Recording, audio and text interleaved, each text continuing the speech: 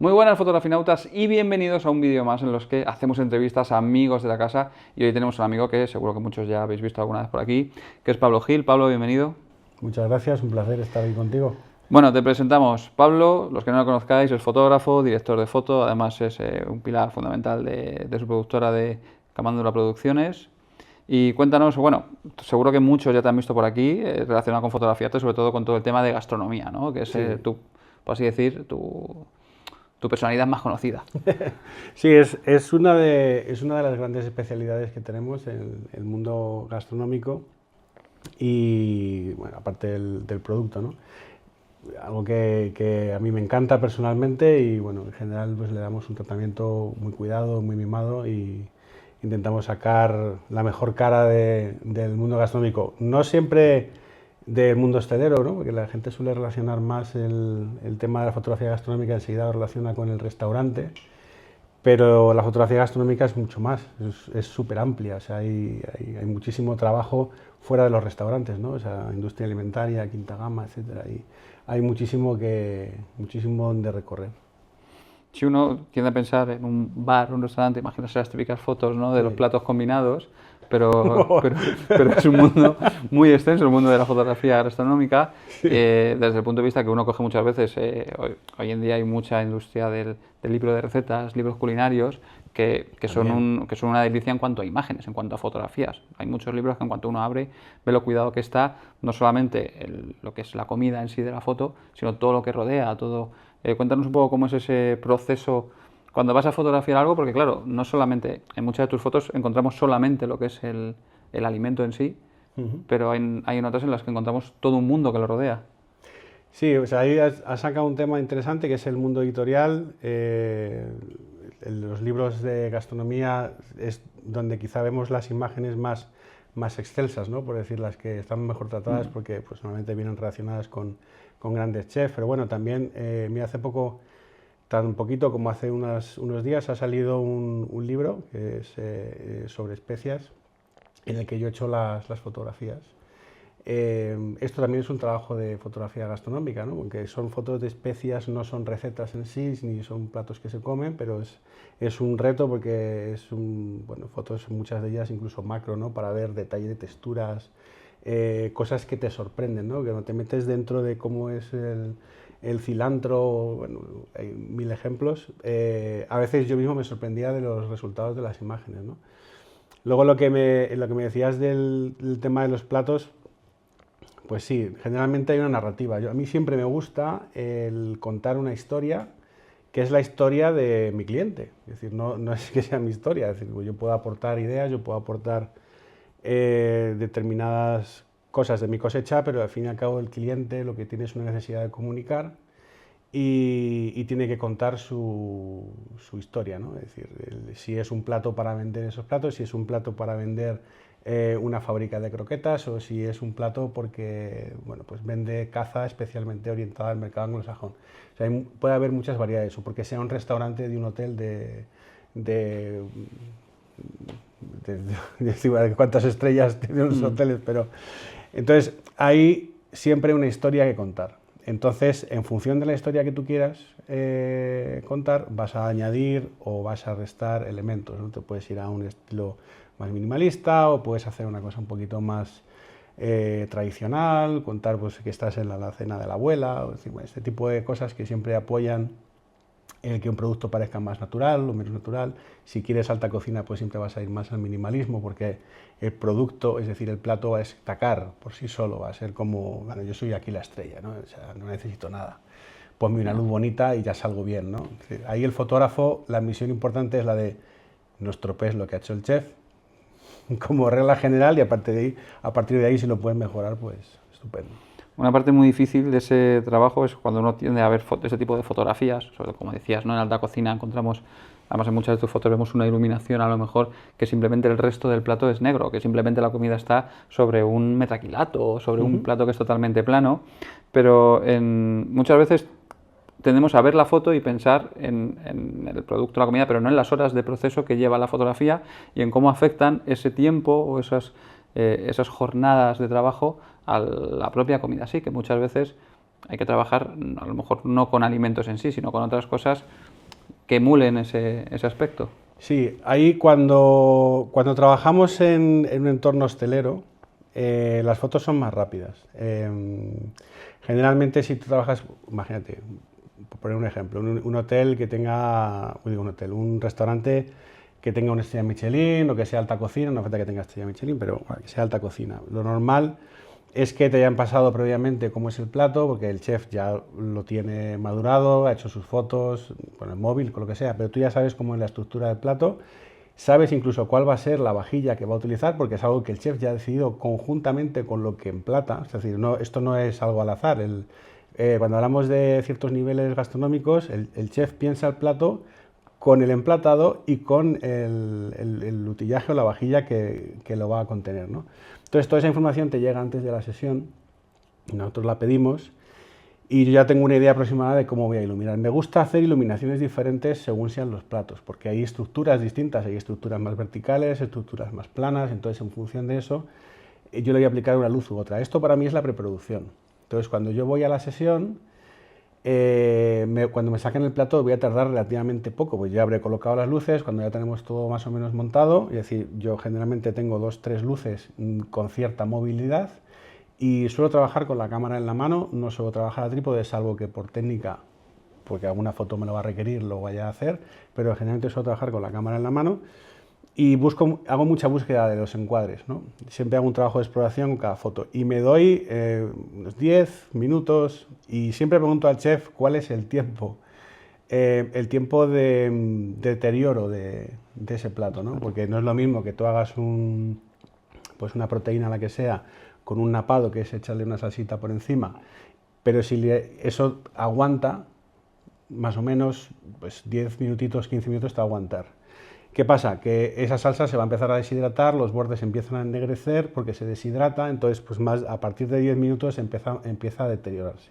Entonces mucho más no te puedes estirar. Si pones una espuma, el tiempo es aún menor. Entonces generalmente lo que pedimos es que el plato se termine en el set.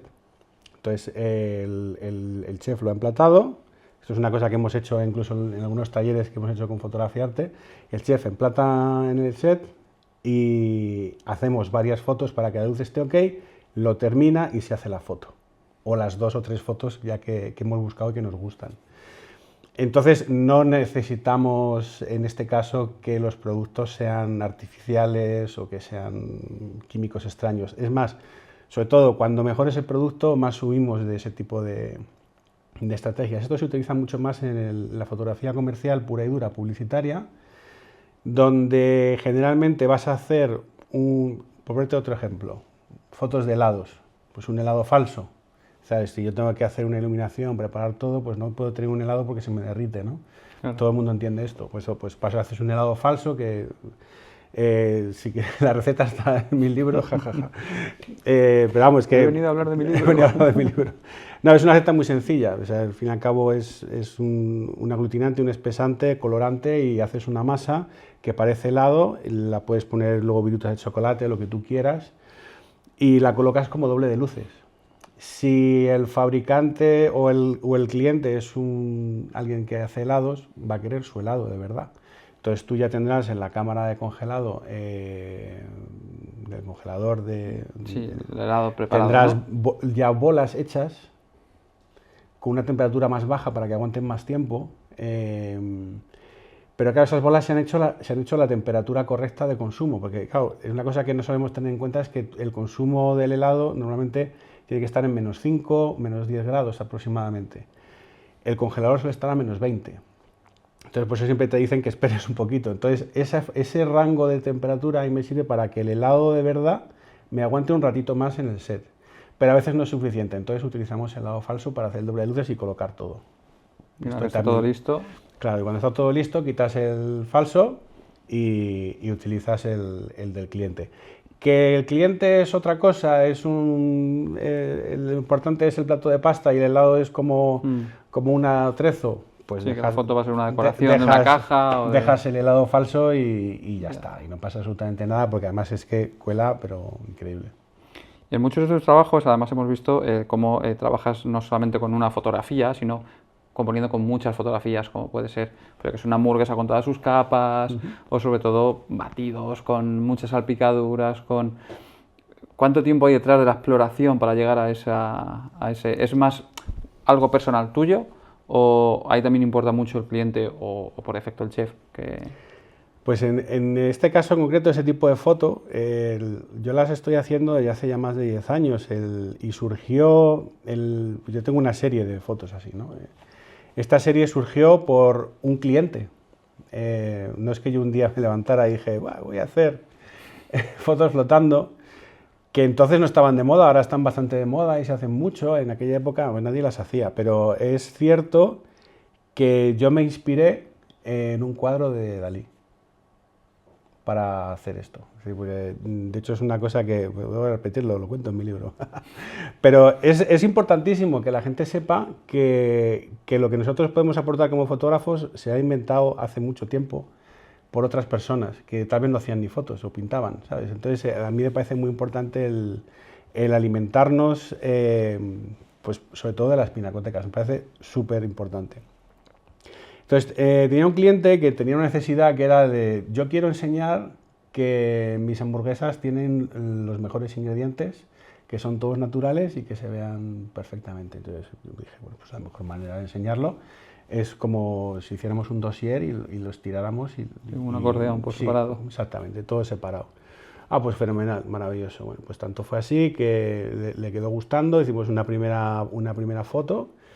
Y luego me encargó otra que fue más compleja porque ya añadí salpicaduras para el mismo cliente y acabó siendo, bueno, hice una campaña en el metro y estuvo ahí en el metro de Madrid pues puesta la foto, que es la de un freak shake, que son como varios postres que están flotando y hay un batido salpicando, entonces pues, tiene mucha técnica. Entonces, la técnica se resume en una preproducción muy potente en la que tú haces bocetos, piensas más o menos cómo van a estar los objetos colocados y ya te haces una composición del lugar para luego hacer la foto. Entonces tú cuando vas a la sesión sabes que tienes que hacer X piezas y las colocas lo más parecido posible a donde van a ir luego en la foto final, para que la postproducción sea más sencilla.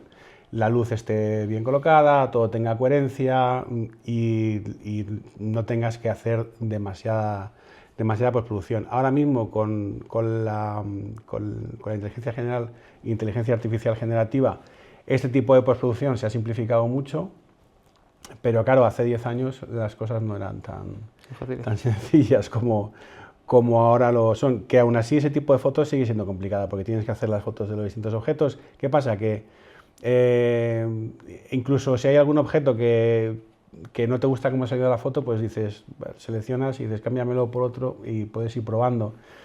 Entonces esta flexibilidad ahora existe, ¿no? Antes pues tenías que pensar muy de antemano cómo eran cada cosa, si llevabas frambuesas o si llevabas lechugas, todo, pues tenías que tener todos los elementos bien fresquitos y bien colocados. Ahora, hoy en día yo sigo haciéndolo así.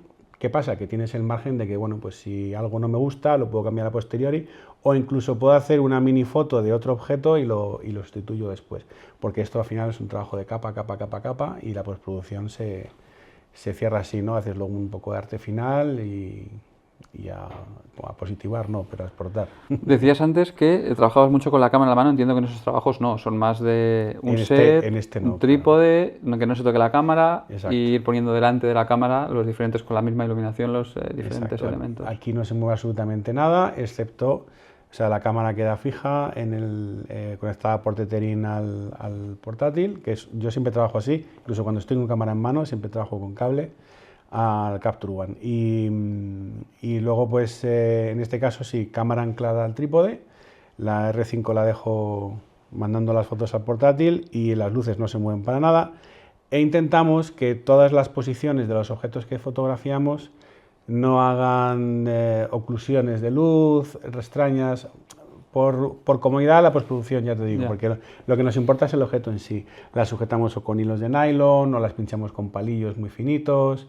Las hacemos de muchas maneras y en muchas de nuestras fotos pues a veces son como muy ridículas porque de repente ves una mano que está pinchando con 2 palos a un trocito, pero claro, eso luego lo borras y ya... Sí, además, yo creo que en alguna ocasión en tus redes has compartido alguna foto Sí. de las... Sí, del making of. Sí, del making of de esas Exacto. fotografías. Hablabas del tema de la inteligencia artificial y me parece interesante, sobre todo desde el punto de vista de que crees que en algún momento cambiarán fotógrafos de ese perfil por gente que se dedique a hablar con la inteligencia artificial para pedir a la inteligencia artificial que genere ese tipo de... Bueno, yo creo que, a ver, técnicamente es posible. A día de hoy incluso es posible. ¿Cuál es el tema? La autenticidad. Es decir, si hay algo que nos permite entender de la fotografía, incluso con postproducción, es que lo que yo estoy fotografiando es de verdad. Esto me lleva al discurso de hace 20 o 30 años, ¿no? Cuando hablamos del mundo publicitario de los años 90, en el que se hacían todo tipo de barbaridades, que le ponías cola a la pizza para que hiciera el estirado y era todo un poco de mentira, ¿no? Entonces, ¿qué pasa? Que la tendencia actual es la de la naturalidad. Quiero contar que las cosas son como son, ¿no? O sea, vemos spots o comerciales pues, bueno, de cervezas en las que hay cero maquillaje, o sea, lo muestran tal como es, o sea, tú te das cuenta de que se busca mostrar lo más realista el producto en sí. Es como si desmaquilláramos un poco las cosas, ¿no? Entonces, la inteligencia artificial ahí tiene un pequeño hándicap, y es que la inteligencia artificial podría suponer el volver a pensar que las cosas no son de verdad. Entonces, nosotros lo que estamos haciendo ahora es, desde el punto de vista de la imagen, es buscar continuamente que las cosas parezcan reales, que sean lo más fieles, ¿no? Sí. Imagínate el borde de una pizza, o sea, ahora buscas la burbuja rota y quemada. No pasa nada, eso nos gusta. Sí. Antes era la pizza tiene que ser absolutamente perfecta, tal y cual, ¿no? Entonces, la inteligencia artificial evidentemente también te podrá reproducir eso. Tú puedes decirle que quiero una pizza con los bordes quemados, burbujeados, etcétera, etcétera. Pero no es una pizza. No es la pizza que venden en ese sitio y puede haber diferencias. Entonces, yo soy de la opinión que para determinado tipo de fotos de contenido efímero, que es un poco antes, ¿no? Por ejemplo, claro, lo de un helado falso, una pasta con una salsa falsa, que habrá para fotos que simplemente sea como una decoración. Habrá, sobre todo, o sea, yo creo que el mundo del stock está ya sustituido por inteligencia artificial a día de hoy. Creo que sí, porque tú le pides a Lucía, le pides lo que quieras y te lo va a dar, ¿no? Pero el tema es que cuando tú tienes un cliente con un producto específico que lo quiere, que lo ama, que lo ha mimado o que ha invertido mucho en él, me cuesta mucho creer que va a dejar en manos de la inteligencia artificial el resultado final. Al menos por ahora. También estoy viendo tecnologías en las que, bueno, pues con una serie de imágenes del producto real haces un pequeño entrenamiento de la inteligencia artificial y luego tú puedes reproducir o puedes generar imágenes con una iluminación como la que tú quieres, en una situación como la que tú quieres, con un atrazo como el que tú quieres, pero ha utilizado tus imágenes de base del producto real para generarlas. Entonces, esta es la tecnología que a día de hoy a mí me parece que más podría acabar sustituyendo las sesiones de foto complejas, porque te puede ahorrar mucha estructura a la hora de montar el tema de atrezo, etcétera, ¿no? Porque será como hacer un híbrido, ¿no? Entre claro, al final tú coges para que aprenda la inteligencia artificial cómo es el producto y en base a esto, que ya hoy en día hay herramientas de inteligencia artificial. Sí, yo puedo coger. Que dices, oye, con esta foto, hoy en día tenemos mucho ruido con toda esta polémica que ha habido con Pedidi y todo esto, y hoy en día en Twitter te encuentras un montón de fotos que al final detecta que son inteligencia artificial, ¿no? Que se construyen bulos con inteligencia artificial, que lo que hacen es basarse en una foto de una persona para ponerla en otro contexto, pues que esto llegue al producto. Pues con el producto es eso, es entrenar a la IA con el producto real para que luego te devuelva las imágenes en las condiciones y las circunstancias que tú quieras. Entonces simplemente tendrás que decirle cómo quieras la sesión. ¿Qué es lo que pasa? Que al final cambias unas cosas por otras, porque el cómo te entiendas tú, cómo te comuniques con la inteligencia artificial, es decir, lo que llaman esto el técnico en prompts, El ¿no? Es prompt. decir, bueno, también luego está la inteligencia artificial que te hace técnico de prompt, ¿no? Entonces le pregunto a la inteligencia artificial cómo tengo que hablarle a la otra inteligencia artificial para que... Sí, Entonces al final... cadena. Sí, es una cadena. Entonces dices, bueno, vale, me mandas el producto a casa, le hago 4 o 5 fotos con el móvil y podría generar una sesión. Bueno, podría ser. ¿Qué es lo que pasa? Que a mi punto, perdón, toco el micrófono. A mi punto de ver, desde mi punto de vista, a mí me desnaturaliza mucho lo que es la sesión. ¿Que esto vaya a ocurrir o no? No lo sé. A día de hoy todavía no ha ocurrido. O sea, siguen pidiendo productos, siguen pidiendo fotografías y sobre todo en el tema de vídeo también.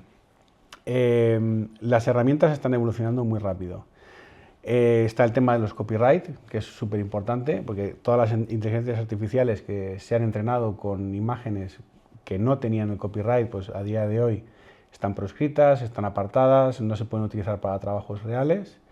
Entonces, si tú trabajas con una inteligencia artificial generativa, tienes que asegurarte de que su base de entrenamiento tiene los, Sí, tienen tiene los derechos de uso. exactamente. Entonces, es decir, una cosa es jugar a hacer imágenes en casa porque me aburro, me divierte, y otra cosa ya Vamos a diferente vender esas imágenes. es vamos a hacer un trabajo remunerado para una multinacional o para una empresa X.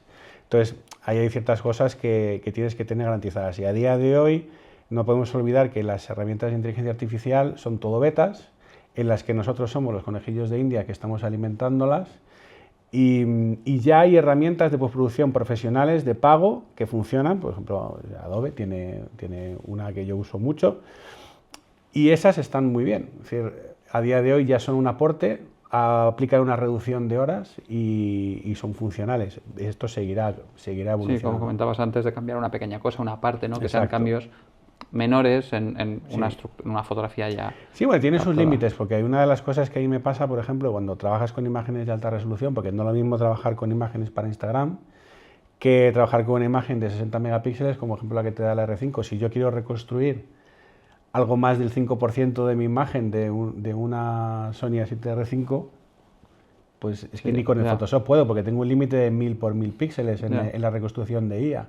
Entonces, ¿qué podría hacer? Bueno, pues puedo pasar esa parte, luego llevarme a otra inteligencia artificial que me haga una upscale. O sea, al final los procesos se complican y no es todo tan fácil Al final acabas como... haciendo la foto. Claro, es que al final no es tan fácil Vuelves a como hacer la nos pintan. salpicadura y ya Dices, está. bueno, vale, me puede ayudar hasta cierto punto, ¿no? Entonces, para según qué cosas, sobre todo fondos, zonas que estén fuera de la zona central, ahí me viene muy bien, y ahí la resolución pues no es tan importante, pero bueno, que no ahora mismo, claro, para Instagram fenomenal Instagram todo. fenomenal, pero cuando uno se va Ahí ya no. al zoom, Ahí las cosas ya al zoom por 100 es otra cosa. Claro. Hablabas antes del tema de preproducción que había en todas estas imágenes, y eso me lleva también a otra parte que es tu labor de productora, ¿no? Más relacionada con el vídeo, aparte del tema de la fotografía gastronómica, que es donde más te conocemos. ¿Qué dificultades o qué te ofrece el tema de la productora con el tema del vídeo que a lo mejor el tema de gastro no pueda cubrir?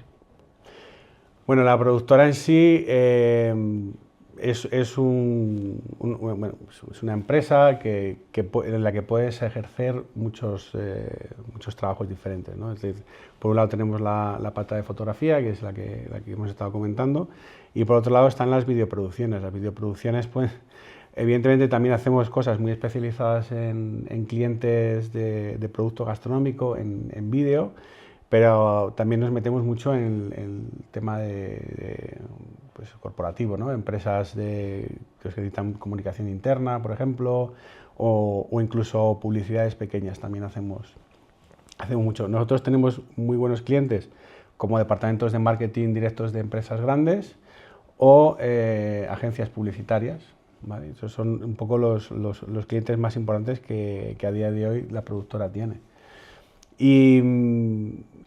Y son una parte súper importante. Desde el punto de vista de facturación, realmente o sea, facturamos más con ese tipo de proyectos que pasa que como está todo un poco mezclado, o sea, es decir, que hay hay clientes que de repente, pues sí, pues es una multinacional, pero se dedica al tema de industria alimentaria. Entonces, bueno, pues... Es una fusión de los dos Sí, mundos, ¿no? tampoco puedes separar. Luego sí es cierto que, por ejemplo, pues tenemos clientes, pues bueno, pues como puede ser Ferrovial, puede ser Iberdrola, puede ser... Son clientes que todo el mundo conoce y haces micro cosas para ellos o cosas pequeñitas, pues porque estos clientes suelen trabajar con muchas agencias, o Banco Santander, por ejemplo, Grupo Santander, pues hemos hecho muchas cosas para ellos. Pero vamos, que este tipo de cosas no son las que más suele ver la gente. Es más, Sí, son cosas sí, muy ocultas, para la parte de atrás, no sí, para el backstage. Sí, porque además mi perfil de redes sociales, que es bastante pequeño, yo tengo una cuenta de Instagram, básicamente, y luego bueno, tengo una de Facebook que está ahí medio en el olvido. No tengo mucho más, la verdad. O sea, tengo una cuenta de LinkedIn, pero decir, las redes sociales he sentido cierta pereza últimamente, pero no porque no me gusten, ni porque sea un hater, ni nada por el estilo, sino porque realmente el día a día absorbe tanto tiempo de tener que estar encima de los proyectos, de estar encima de 1000 detalles y sobre todo atender a los clientes, que al final las redes sociales es como dedicarle tiempo a alguien que no sabe si está o no está. Entonces, yo, sinceramente, ya no es por un tema generacional, pero a día de hoy yo sigo teniendo la experiencia de que el trato directo, el contacto directo, a mí me aporta muchísimos más contratos a día de hoy que todo lo que pueda hacer vía digital, que no lo excluyo, ni mucho menos, y lo tengo que potenciar, evidentemente. Pero sin descuidar el contacto completamente directo, que creo que a día de hoy todavía sigue funcionando muy bien. ¿Y cuál diría, sobre todo para aquellos que nos ven y que a lo mejor pues a través de la tienda pues buscan meterse más en el mundo a lo mejor profesional, tema de audiovisual, de foto, de tal, cuáles crees que son los retos para llegar o los retos que tienes que afrontar al trabajar con este tipo de clientes? ¿Cuáles pueden ser los hándicaps para a lo mejor alguien que todavía no trabaja habitualmente con estos clientes? El primer hándicap que te encuentras es saber a dónde quieres ir. Y lo digo con conocimiento de causa. Es decir, a lo largo de nuestras carreras independientes, cada uno como persona, podemos incluso cambiar. Podemos cambiar de perfil, podemos cambiar de gustos, podemos cambiar nuestra orientación a un cliente, a un tipo de cliente, a otro tipo de cliente, a un tipo de fotografía, a otro tipo de fotografía. No es malo el cambio ni la búsqueda. Yo creo que eso es algo que debe estar en el ADN de todo fotógrafo, de todo videógrafo. Yo creo que el estar constantemente buscando el aprendizaje es el número uno. O sea, decir, por muchos años que tengas, por mucho que creas que sabes, no puedes pensar que lo sabes, porque siempre hay alguien que te va a dar una lección, siempre hay alguien que te puede explicar algo que te puede aportar. Una tecnología nueva que va a surgir. Nuevas tecnologías, personas que han tenido ideas que son diferentes a las tuyas y te pueden aportar. Y, es decir, al final yo creo mucho en la colaboración. Me parece que colaborar con otros compañeros es súper enriquecedor. Me gusta mucho más colaborar que competir. Para mí la competencia entre nosotros me parece ridícula, es absurda. Y yo a todos los que quieren venir, yo les tiendo la alfombra roja, les digo lo que yo he hecho, se lo puedo explicar y al final es muy sencillo, es decir, haz lo que más te guste. Primero tienes que decidir qué es lo que más te gusta, que esto es lo más difícil para mí, por cierto, porque claro, al principio pues, picoteas de todo, ¿no? Y dices, bueno, voy por aquí, voy por allá. Entonces, entender qué es lo que más te atrae. Muchas veces acaban fotógrafos encontrándolo sin habérselo preguntado. Exacto. Porque van desarrollándolo porque les va gustando una rama y acaban en un punto. Vas tirando, entonces al final... Entonces, ir buscando qué es lo que más le gusta personalmente. ¿Por qué? Porque cuanto más te guste, más te apasiona lo que haces, menos difícil se hace el trabajo, menos cuesta arriba, es decir, porque los retos, las dificultades, los problemas van a surgir en cualquier tipo de proyecto. Esto va a ser un constante. Si hay pasión, si hay enamoramiento por lo que haces, si estás disfrutando lo que haces, los problemas se solucionan mucho mejor, porque tu estado mental es más positivo, es más asertivo y tú vas a estar mejor. Entonces, lo primero que hay que hacer es busca lo que más te guste. Segundo, busca a la persona o al grupo de personas o a la empresa que tú veas que hace lo que te gusta de la mejor manera posible y ve a aprender de ellos. Me parece que es la mejor manera. Dótate con el tiempo de un buen equipo, me parece absolutamente fundamental. Yo siempre he sido un grandísimo defensor de invertir porque yo siempre pongo el ejemplo de, ¿alguien conoce a un panadero que haga pan para vender en el horno de su casa? Obviamente no. Obviamente no. ¿Por qué nos empeñamos los fotógrafos en intentar empezar un negocio con una cámara doméstica? Pues esto es una cosa que yo nunca entenderé. Es decir, si tú te tomas en serio la fotografía como profesión, que no quiero decir que no puedan hacerlo por afición, por lo que tú quieras, pero si tú te quieres tomar en serio la fotografía como un negocio parte de la base de hacer un estudio de mercado, parte de el hacer una lista de cuáles son los elementos que necesitas para desarrollar ese negocio con los resultados que crees conveniente y hacer la inversión. Y probablemente tengas que endeudarte, que es lo que hacen todos los empresarios. Sí. Es decir, tú arrancas endeudándote. Entonces, si no puedes endeudarte o no tienes esa capacidad, bueno, pues ahí ya podríamos hablar de otras cosas. Pero en general, si tú has hecho un estudio de mercado y sabes que ahí en lo que tú vas a hacer, cuando hablo de estudio de mercado tampoco te hablo que te pongas en plan, sí, pero un mínimo, ¿sabes? Un mínimo. Van a saber qué puedo yo hacer, red de contactos, saber por aquí, por allá. En mi zona, este tipo de trabajo, si tiene o no tiene posibles clientes. Pero incluso antes de meterte con eso y de comprar tu propio equipo, etcétera, etcétera, la parte de antes ya te va a dar lo que he dicho, ¿no? Lo de vete a la empresa que lo hace como a ti te gusta, aprende de los que te gustan, contacta con ellos. Ahí ya vas a empezar tu red de contactos. Ahí ya vas a empezar a hacer las cosas adecuadamente.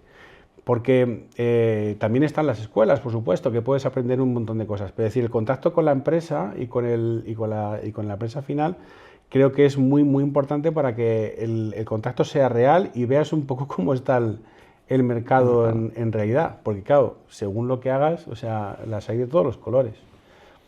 En el tema de la productora, bueno, antes hablando me has comentado, ¿no?, que os encargabais de lo que es la preproducción, la producción en sí y luego incluso también la postproducción. De las cosas, tú que estás a lo mejor un poco más, o que te conocemos más por esa rama gastronómica, ¿qué es de lo que haces en la productora lo que más disfrutas? Del trabajo de la productora. La corrección de color es lo que más me gusta. De hecho, tenemos una sala de color con Da Vinci y es, sin considerarme colorista, porque pues no ejerzo lo suficiente ni sé tanto como para considerarme un colorista, pero sí como dirección de foto, el meterme en la sala de Da Vinci y tocar, es decir, que es un poco lo que hacemos con la foto los fotógrafos, ¿no? Muchas veces el fotógrafo se mete con su RAW y hace su edición, que otras veces pues también se lo encarga a un editor y esto también, ¿no? Pues en este caso es un poco lo mismo, ¿no? Yo como la dirección de foto, cuando hago esos trabajos, me gusta meterme a mí en sala, a no ser de que sea un proyecto muy, muy complicado, que entonces ya pues llamaría a un colorista reputado y al que pagaría, pero si no, lo suelo hacer yo, la parte de color, me gusta mucho, me gusta mucho. ¿Y en este aspecto lo haces de forma autodidacta, vas poco a poco descubriendo? Pues en el tema del color, Yo te digo porque yo las veces que he tocado Da Vinci me ha parecido una herramienta hecha por el diablo. ¿En serio? A mí me parece muy intuitivo. Lo de los nodos, tal, pues Claro, pero ahí está el tema y es mi procedencia antigua. Yo tengo muchos años y yo he tenido una vida anterior. Yo vengo del mundo del cine y de los efectos visuales para cine. Eso fueron mis profesiones anteriores a todo esto de tener la productora, ¿no? De hecho, cuando yo abro la productora es porque vengo rebotado de ser empleado de empresas del mundo de la postproducción de cine en España. Entonces yo estaba acostumbrado a trabajar en las salas de postproducción con sistemas de nodos súper avanzados y yo estaba en salas que parecían la sala de la NASA. O sea, eran impresionantes, ¿no? Hacíamos 3D, hacíamos producción de bueno, pues mucho nivel. Estoy hablando de hace 15 años que ya había auténticas pasadas, ¿no? En este sentido se ha mejorado mucho, pero ese aprendizaje de aquella época, a mí se me ha quedado. Entonces, para mí, por ejemplo, herramientas como DaVinci me parecen súper intuitivas, porque el sistema de nodos es como yo trabajaba hace 20 años, o sea, es decir, no es algo nuevo para mí.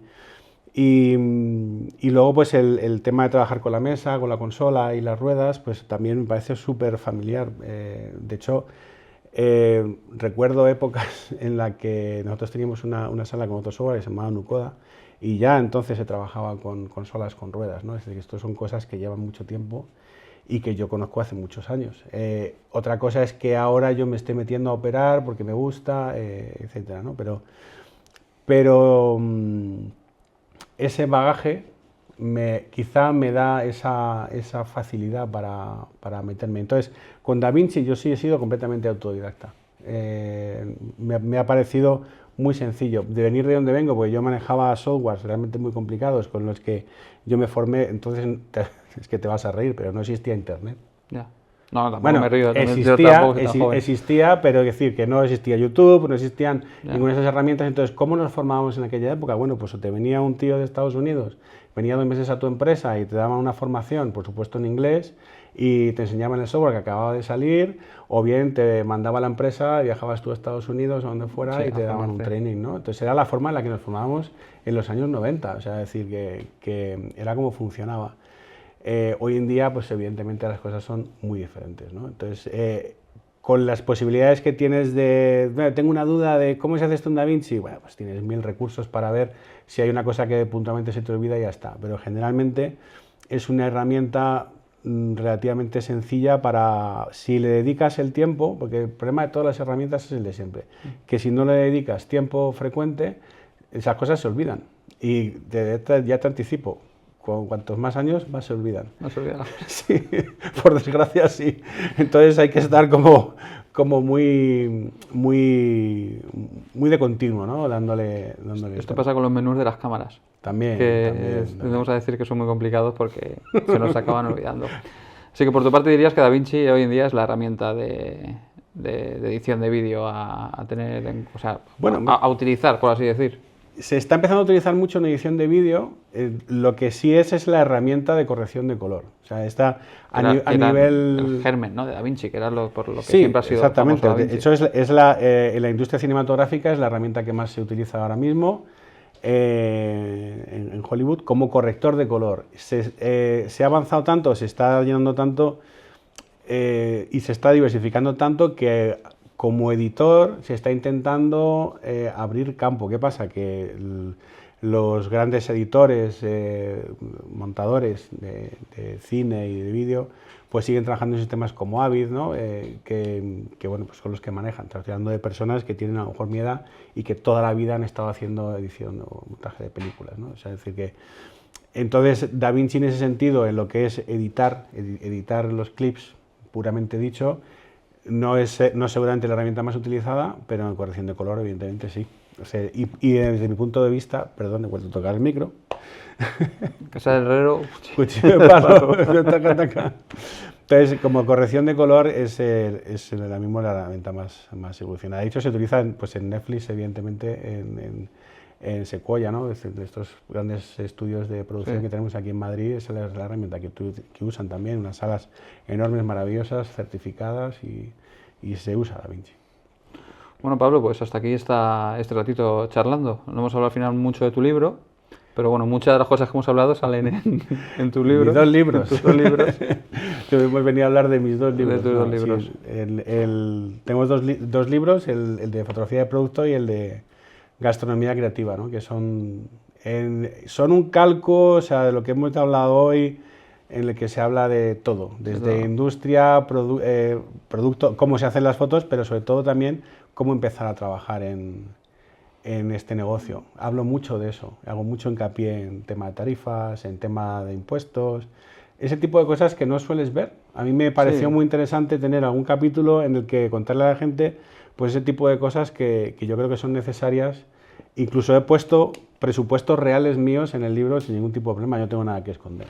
Y sobre todo que sean capaces de prever lo que está por venir, porque este mundo es un mundo que te devora y que como metas la pata una vez no, pero 3 veces seguidas, a lo mejor la pisonadora te lleva por delante. Hay que estar alerta y te tienes que dedicar a otra cosa. Y constantemente aprendiendo, eso está claro. Bueno, pues lo dicho, Pablo, muchas gracias por compartir este rato. Un placer. Ya sabéis, como siempre, que justo abajo en la descripción os dejamos ahí el enlace a las redes sociales de Pablo, pues si queréis echar un vistacillo a alguno de sus trabajos. Y nada más, agradeceros a vosotros que hayáis llegado hasta aquí y a él que haya compartido este rato con nosotros. Hasta la vista. Chao.